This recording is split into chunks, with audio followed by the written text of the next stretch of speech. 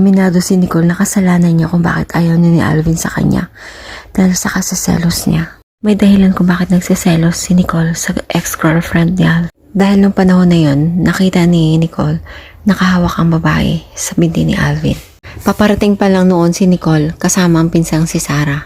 Nung napansin ni Alvin na paparating si Nicole, bigla itong umiwas sa babae. Tumayo si Alvin at lumapit kay Nicole. Sinubukan pang magpaliwanag ni Alvin kay Nicole pero hindi niya ito tinanggap. Nakipag-break pa rin si Nicole kay Alvin. Makalipas lang ang ilang linggo, pumunta si Alvin kay Nicole. Sinuyo siya nito, agad niya rin tinanggap. Naging on and off ang relasyon nila Alvin at Nicole dahil sa kasiselos niya.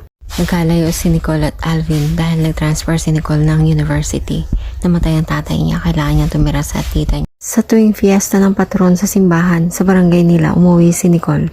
Nanonood sila ng basketball liga kasama ng pinsan at mga kaibigan niya. Nagkataon noon, nagkaroon ng sayawan pagkatapos ng basketball.